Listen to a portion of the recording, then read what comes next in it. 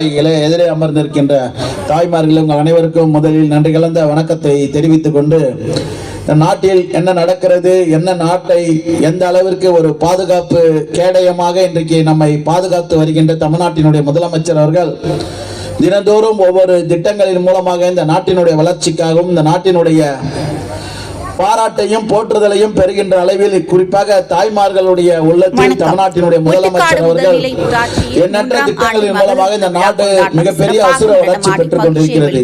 இதை பொறுத்துக் கொள்ள முடியாமல் இன்றைக்கு மும்மொழி கொள்கை என்கின்ற அடிப்படையில் எண்ணற்ற செயல்பாடுகள் மூலமாக நம்மை அச்சுறுத்தி கொடுத்திருந்தாலும் இறுதியாக இன்றைக்கு ஒவ்வொரு தொகுதிகளையும் வரைமுறைப்படுத்துவதிலும் இந்த மும்மொழி கொள்கையையும் எந்த அளவிற்கு நம்மை ஆட்டி படைக்க வேண்டும் என்கின்ற அளவில் நடைபெற்றது. மத்திய அரசு நமக்கு இடையூறை தந்து கொண்டிருக்கிறது.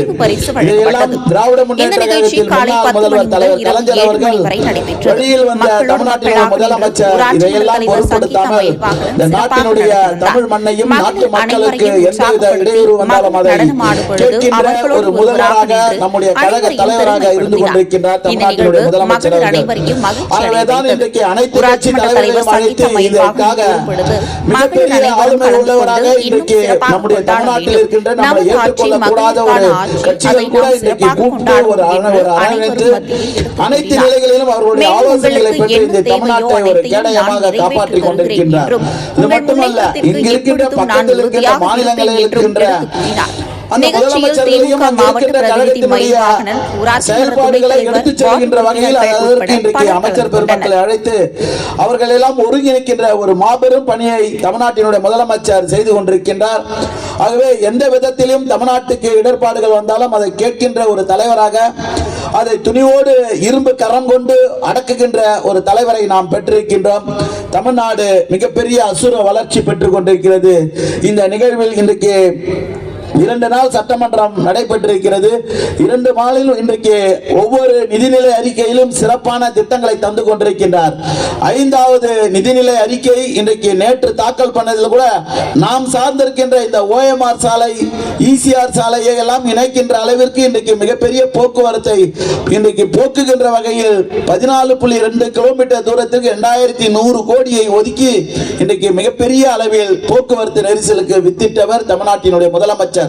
அது மட்டுமல்ல, இன்றைக்கு மிகப்பெரிய நீர்பிடிப்புகள், நீர்களை இன்றைக்கு தமிழ்நாட்டிற்கும் சென்னைக்கும் குறிப்பாக தண்ணீர்கள் வழங்குவதை போன்ற ஏரியை உருவாக்குவதற்கு இன்றைக்கு 4367 ஏக்கர் கொண்ட ஒரு பரப்பளவில் இன்னைக்கு ஒரு மிகப்பெரிய நீர்நிலையை உருவாக்குவதற்கு கோவளத்தில் அந்த மிகப்பெரிய மகத்தான பணிக்கு 350 கோடி ஒதுக்கி அந்த மிகப்பெரிய பாராட்டை பெற்றிருக்கின்றார். சென்னை மக்களுடைய தாகத்தை போக்குகின்ற வகையில் இந்த திட்டம் இன்றைக்கு ஒவ்வொரு திட்டங்களும் இன்றைக்கு மிகப்பெரிய பாராட்டையும் தமிழ்நாட்டினுடைய முதலமைச்சருடைய செயல்பாடுகளையும் எதிர்கட்சியோட இன்றைக்கு இந்த பட்ஜெட்டை பத்தி எதுவும் பேச முடியல. இன்றைக்கு விவசாயிகளுக்காக ஒரு தனி இன்றைக்கு ஒரு பட்ஜெட்டை உருவாக்கி தந்தவர் தமிழ்நாட்டினுடைய முதலமைச்சர்.